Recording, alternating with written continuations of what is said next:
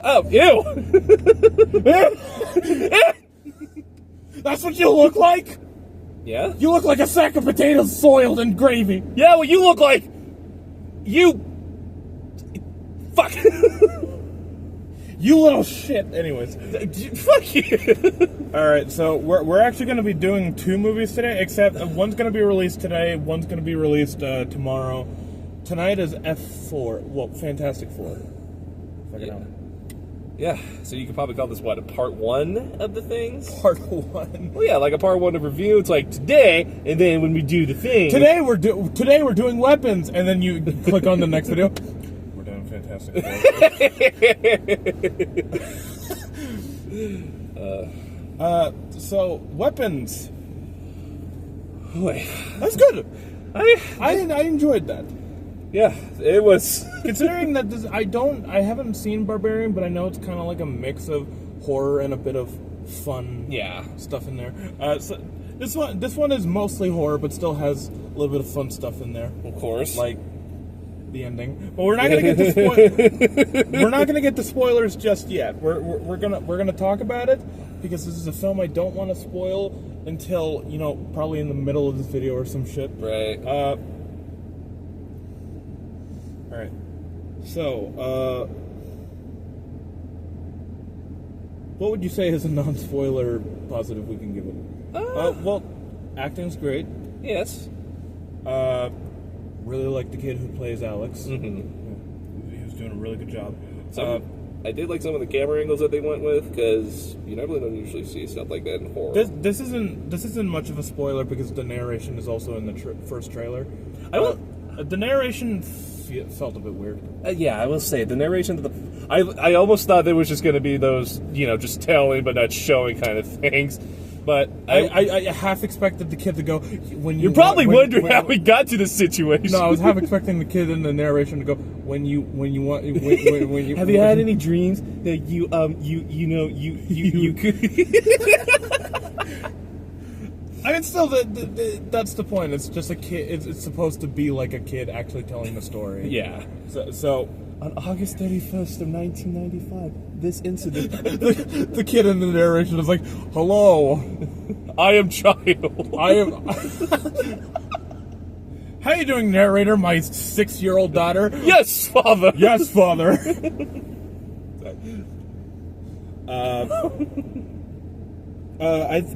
I think that this is why I don't do non-spoilers that much, is because I tried to talk. Whenever I talk about a movie, I always talk about the spoilers, unless someone hasn't seen it, in which I'm like, yeah, it's good or it's not good or stuff like that. Just simple stuff like that. Maybe next review I should just bring out a paper going like, all right, so this is non-spoiler thoughts. I have written while covering your face. Okay, so acting's good. Soundtrack is fine. It's neat.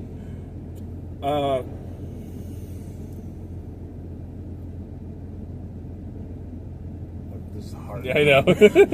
All right, you know what? I think it would just be easier if we went into. Well, first we'll say we recommend this film. Yes, it's intense. It's got some really creepy imagery. It also got some good laughs out of us in an intentional sort of way. Yeah. Like, I'm pretty sure the ending was supposed to both be horrifying, but also like, okay, yeah, that was fun. Like, Jesus Christ. Josh Brolin does a really good job. I almost thought it wasn't Josh Brolin until I saw his face. But then again, well, no, we recognized his voice when he first spoke. A little. Well, I haven't heard his voice in a while, since 2019. So. Vanessa Kirby is her name? Was she in this? No, this is not Vanessa Kirby. I forgot her name. Oh, the teacher? Yeah, the teacher. Character? Yeah, the teacher. She's gonna be Silver Surfer in Fantastic Four. Oh, that's what. Oh. Yeah. Oh, okay. I don't know why I thought you said Vanessa Kirby plays both Sue Storm and the Silver No, Surfer. no. But no, that totally makes sense no, now. I You no, said that. no. I mean, like she plays Silver Surfer and she plays the main character, sort of one of the main characters in Weapons, and here she does a really good job. I don't know how she's going to do in Fantastic Four. Well, we'll just have to see. Yeah, we'll have to see. But the cop, I will say, I really felt bad for the cop character. we'll get to that. I know. We'll get to that. Because I don't know if this is much of a spoiler, but I'll keep it brief. This is technically a multiple perspective type film, like a Pulp Fiction, intertwining stories. Yeah. Doesn't really spoil it. Well, the trailers didn't really hint that that's what it was going to. Yeah. That's right. You were telling me it was like it mainly looked like focus on the teacher was going to be the main character, right? Not Vanessa Kirby.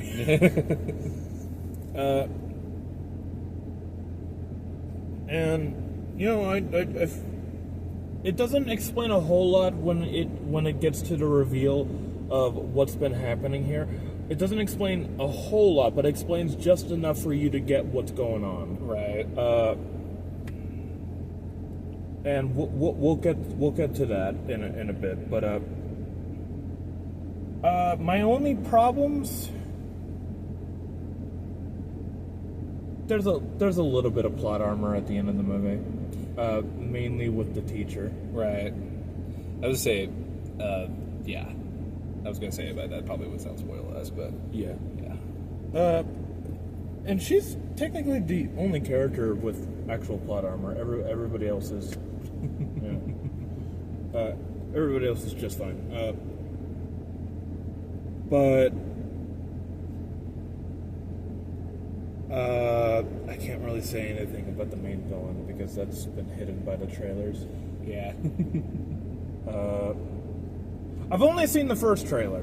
Because I didn't want any more reveals of what was going to happen in the story. I just wanted to go in completely blind. Of course, you never want to watch the second trailer to something that's new, because that'll just reveal a little bit too much of it. That's why you either just watch the teaser or at least just watch the first trailer. Yeah. That's why I'm a little bit happy about the Welcome to Derry trailers, because they're keeping things relatively brief on... Well, if you know the story of it, you know what's going to happen in Welcome to Derry. Unless they try to pull that classic subversion where they're like, oh, you thought the story was going to go one way, but what if we switched it around? And it's like, well, that just lessens the importance of the... That's a whole nother conversation. I don't want to side tangent in this review. What else can we say about the non-spoiler stuff? I really can't think of anything much. I guess in terms of pacing, it was paced relatively well. I mean, this is a 2-hour film, so... It felt like 2 hours and a half, honestly. Really? Yeah. A lot of stuff happened, man. A lot of stuff. But yeah, I think that's all the non-spoilers I can give. Yeah, again, I'm not good at this, but I want to try and do it just so that people get a gist of what I'm trying to talk about, right, before they think about seeing this movie. It's a good movie, really good. I wouldn't. Not a whole lot of issues. No, actually, rarely any issues, really. No, even some stuff I thought it was just meh, but that's just, I'm fine with it because that's more of a nitpick for like horror films and stuff, to build up the suspense. Yeah. Being like, oh, she's gonna do that? Like, come on, do the thing already! It's yeah. Oh, well, I got that vibe in the fucking trailer for The Conjuring that they played. Where I literally said out loud in my theater, just leave the house at this point! Every fucking time you go to that house, something goes wrong! Why do you keep living there? They're milking that franchise enough of this. But that's a whole other can of worms. I don't want to get into it. Next, you'll tell me they'll like leave the house at the end of the movie, and then by the next movie they're going, we have to go back to the house. We have to go back. Conjuring. But yeah, that's all I have to say about non-spoilers. Now we can get into the nitty-gritty. Let's do this. So my only issues are mainly at the end of the movie, which would be why was the aunt why did she like leave her stuff? I guess she depended on the parents attacking Alex because of the salt thing. Especially since we know that they're capable of withstanding, most things, except for gunshot to the head, basically.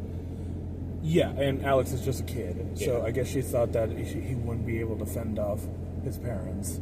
Underestimating the fact that Alex knows the fucking house. So. Yeah.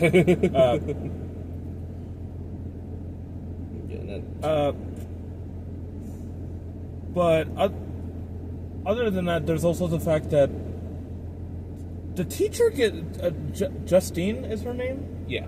Yeah, Justine. She gets choked a lot at the end. I was gonna say. Like, I'm surprised she's not out of breath by the end of this fucking movie. I thought she would have been knocked out or something, like on the floor, and then you just get to the next scene of her being like, she gets choked for a long time. Like like she gets choked for an extremely long amount of time. she probably got choked for like 5 minutes or something. The aunt is like running around the neighborhood being chased by a bunch of fucking kids, ready to rip her fucking soul out. Oh, yeah. and she's still being choked. It's like, what the fuck? Just grab a suitcase or some fudge. Grab a can opener and whack him in the face. Well, I guess that wouldn't do much. Well, no, because she did the same thing with that friend she had. And yeah, she did that with Paul, and Paul wasn't really reacting to them. Even when he got shot in the throat, he was still on a mission. It's always a blast to the head. I feel so bad for Paul. I know.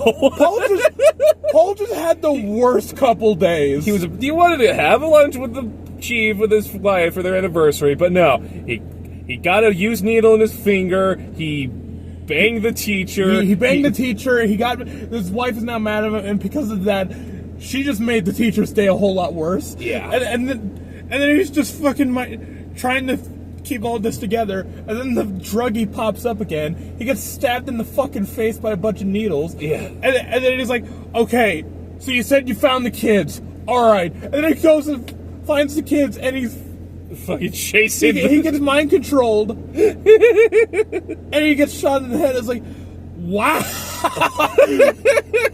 That poor fucker. Literally. I think Josh Brolin had it the best in this movie. He didn't nearly get fucked over. No, all he did was just try to do surveillance on where the kids might have gone to, but that's another thing. The teacher and Josh Brolin have no context for what the fuck is happening.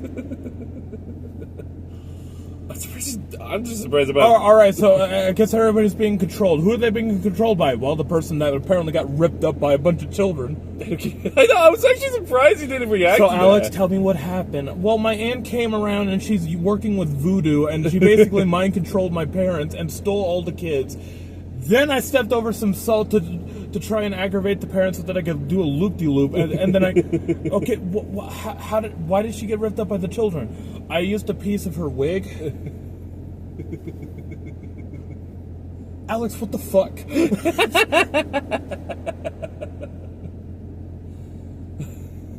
How do you explain this to the police? I'm more worried about the freaking. I guess the only thing they could possibly say is that I guess suburban life. I guess Paul was in on it. I don't know. Jesus. Imagine the chief of the police looking at this girl like, what the fuck happened here? What happened? Oh, well. Why is Paul dead? Well. I shot him in the head. You what? Well, how do I begin? Well. Oh, God. I mean, it still all makes sense. It's just they just skipped over them telling the police this because they knew that they would have the most trouble doing that scene. Oh, God. Oh, dude. The fucking kids. Yeah. They're on a mission, man. They were jumping out windows. They were crashing through houses. There was a fucking wooden door and they bashed that shit down. No! Yes! I felt like that scene was both supposed to be a fuck yeah moment, But also oh my god moment. but also a pretty funny moment because now you get to see this aunt who had all the power and now she's running like a scared little child. yeah, she's running like a scared child because she knows she's fucked. Oh my god. It was like an episode of Cops.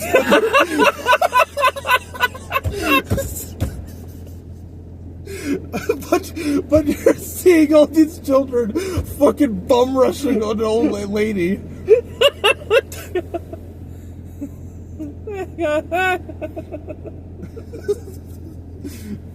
Tonight on Cops. Tonight on Children. God. What the fuck? Yeah, I can't let the fucking camera. World Star!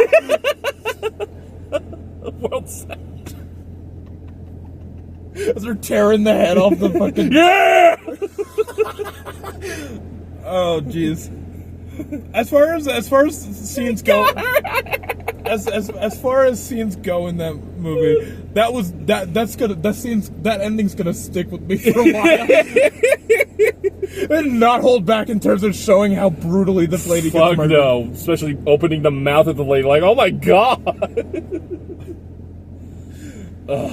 I can appreciate a simple villain death, but when you see them get absolutely brutalized, it's the most satisfying thing.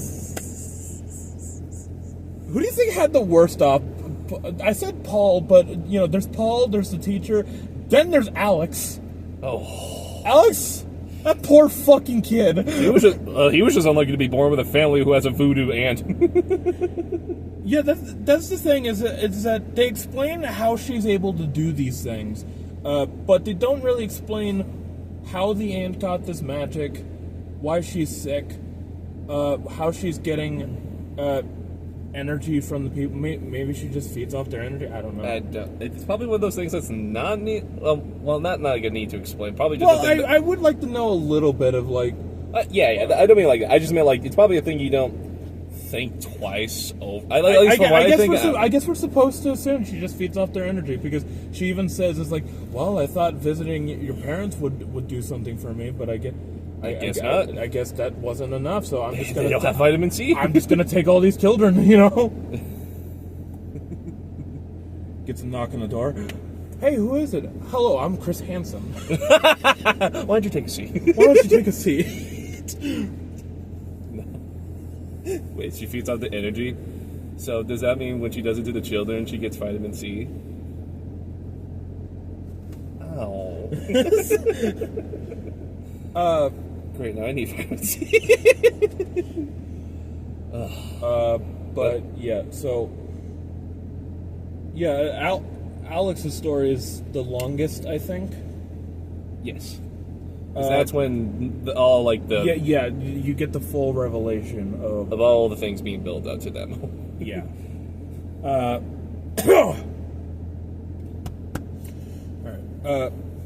Do you think this film was sponsored by What? Do you think this film was sponsored by What would you do if an old lady What would you do if you're what would you do if an old lady was right in front of you? I grab my can of Campbell soup. That's another thing. It's like the parents and kids like all feeding off of Campbell's soup for what would have been at least a week or so, right? What, surviving off just like Campbell soup? Actually, how long did they say? How much time passed when the children went missing in the first place? I think they said.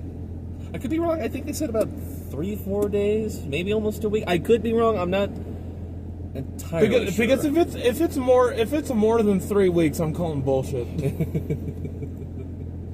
It's like they barely even open their mouths. They open their mouths a little bit, and the kid has to like fucking sneak in the soup there. And that's a lot of Campbell's. Yeah. That's a lot of Campbell's. God, especially with all the sodium. Fuck. Yeah. Especially if I had a heart attack at that point. But yeah, and you know, they basically explain that she's able to do this with some sort of voodoo of like, she takes a piece of you, she puts it in her little thorn thing. Yeah. She puts it on the thorn. She puts it in her blood or something like that, and basically whoever is on that thorn is a target. Which is why the movie is called Weapons, because she uses these people as weapons, that sort of thing. Ironically, when I think of this film, I just thought the children were just gonna. They were all just banding together, grab whatever weapon they can from their house, and just start killing their parents. I don't know why. I just thought Like Children of the Corn. yeah, style. yeah. Actually, that's what I thought. But On the next episode of Cops, they just start bum rushing the children. That run they do. Some people can find it goofy, and I'm fine if you find it goofy, but I personally think that's a really creepy visual. the run. Yeah, the run they do, like you know that almost childlike Glee run. Oh that they do. Yeah. It's very neat. Although it's only really creepy at night. It's creepy when Marcus, is that his name? The Wong. Oh yeah. It's a little creepy when Wong does it, but the only part that made it creepy was that his face was deteriorating. Well, the face was more and more. deteriorating, and the eyes were like more popping out. So it was just like, Yeah, so that made it more creepy. yes, Wong, Wong. And then there was that first time we see him doing the run where, you know, the teacher and Josh Brolin were at the gas station. Oh yeah. And you just see him running up to her. It's like, oh, what the fuck? No, I thought it was just like her imagination, but no. You thought that was imagination, but it was me, Wong. Yes.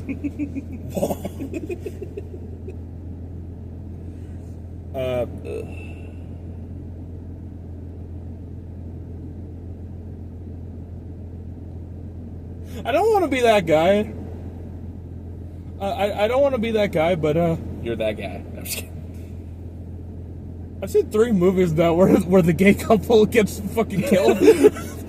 No, I'm not gonna be that fucking person who goes like, "Oh, you hate the gays" or something like. I'm not gonna be that person because that's not true. That's not true. They don't like hate gay people or anything like that. They're just an easy target. I'm just kidding. I'm kidding. It's just a weird coincidence. That's all. like it. Chapter 2 is like, okay, yeah. Halloween Kills. All right, another one. Weapons. Huh. Like, it's not something I'm gonna get mad about. It's just a coincidence. Really, but it's kind of funny to think about.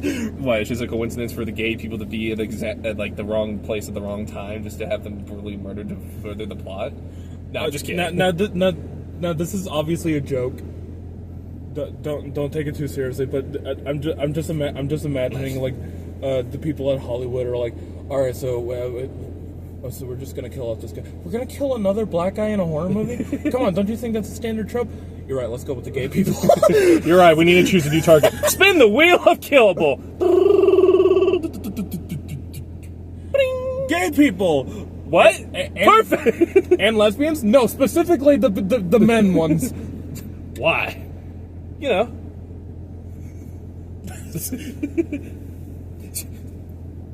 Now again. Obviously, I'm not gonna be that person to go like, oh, if you kill a gay If you're a gay guy, you are gonna have the worst luck. No. I want to say just. Yeah, don't get upset. Don't get upset with me like saying this because literally I'm just saying it's a funny coincidence. That's all. I'm not gonna be that fucking annoying bastard who's like, if you kill a gay person, you are the worst person ever. I'm not gonna be like that. But anyways, back to the movie.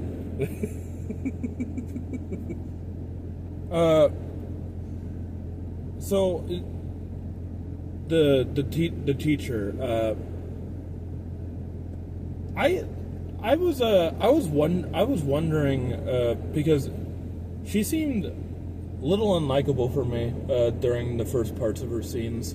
That's because you thought she was just going to be an alcoholic. Well, yeah, but that's the point in the movie is that she seems like this nice teacher, but she's really a really troubled person. Yeah. Who just wants people to compliment her or something. Like she wants attention, but it's mainly because her life is this is the shittiest moment of her life, basically.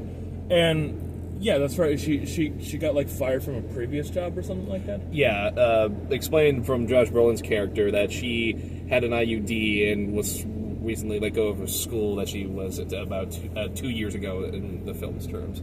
Yeah. I'm gonna say this. By the ending, I'm just gonna say it. I don't think her drinking habits are gonna get any better. No. Like, she just got fucking choked out by Josh Brolin, and then when Josh Brolin stopped, she was like, "What the fuck happened?" He just choked me, and then he just goes, and he goes like, "Matthew, where are you?"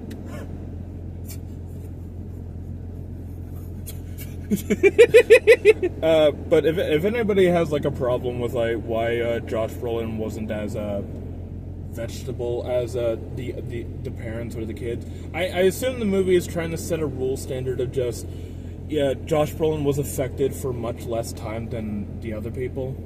Well, I just thought that since the aunt was controlling the guy, that I thought when she died, that's how Brolin got lost in the trance. Like, I assume... No. I mean, like, when she died, the children and parents became, like, a bit of vegetables. Oh, I see. Okay. They became a little bit of, like, vegetables, but Josh Brolin gets out of the trance and he's okay. Yeah. So I assume it's just a time thing of, like, probably how long you're affected by this. I was about to say, like, because the parents were affected longer in, like, the last part of it. Or, yeah. But, actually, did we ever get an explanation of who wrote which on the teacher's car? I guess we're just supposed to assume that it was just some random person. Probably a parent or something. Yeah. That stole Josh Brolin's character's paint cans. He was just like, which? You mean bitch? No, I'm not that rude. I'm not that rude. I'm not that rude, but I think we need to burn her at the stake.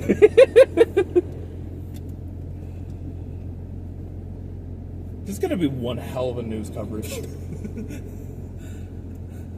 And in breaking news today, we have seen... I do like the fact that, looking back at it, I do like the fact that the teacher was not like super sweet or anything. She was sweet to the kids, of course, she seemed like a good teacher. But obviously she has a lot of fucking problems, mainly alcoholism. Yeah.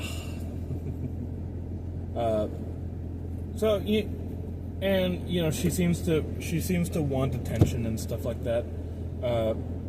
Mainly because she just doesn't have that good of a life. Clearly not. She fucked the cop. What does that have to do with anything? I don't know. She's a shitty person. I don't know. If you're a shitty person, you fuck a cop. That's not how it works. I know. This is fucking. What are you fucking?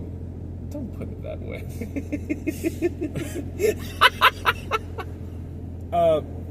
It seems like Paul is being a little tired of her shenanigans and stuff like that. But that's mainly because he's already not having the best day. You got stabbed by a used needle. I wouldn't have the best day either. That happened to me. Yeah.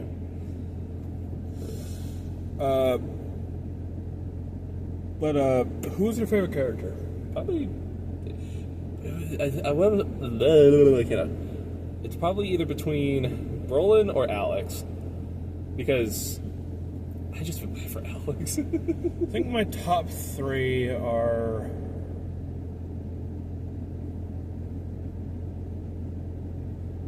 Well, Alex is a simple character. It's just that we feel bad for him because of the shit he has to deal with. I know, that's why I like him, because it feels so bad for him. He's just to deal with all this shit. As far as characters with the most stuff going on, I'd say Josh Brolin, the teacher, and Paul. Marcus doesn't get that much. Well, he's just a principal who's, trying to deal with things the best way he can. yeah. He's really just trying to calm things down, keep things at a mellow level. Be the voice of reason. Even if it doesn't seem like the best choice to make, you still got to see through his perspective. Yeah. Like, for example, when teacher's talking with him, and she's like, "Yeah, something's going wrong at Alex's house." She's saying like, why would they tape up their windows like that? And then he says, probably to keep people like you from snooping around. But yeah.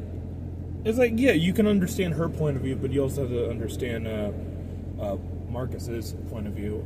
And I think the actor who plays him, Wong, I think he does a good job. I forget his name too. I just know him by Wong. Isn't his name literally Benedict Wong? I think so, actually. Look it up.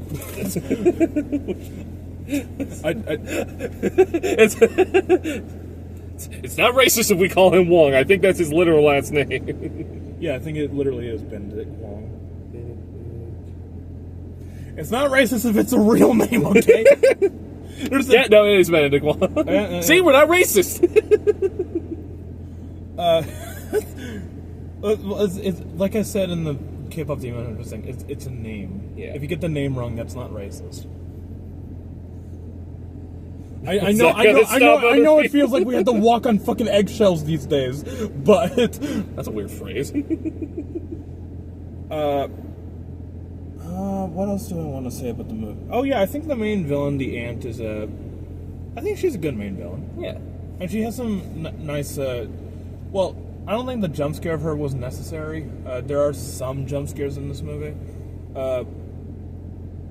But I did like that shot. I told you it was like a Stanley Kubrick shot of like. You're telling me. when the crack addict is like looking at her in the bushes and the camera like zooms in on her with that very natural zoom. Yeah.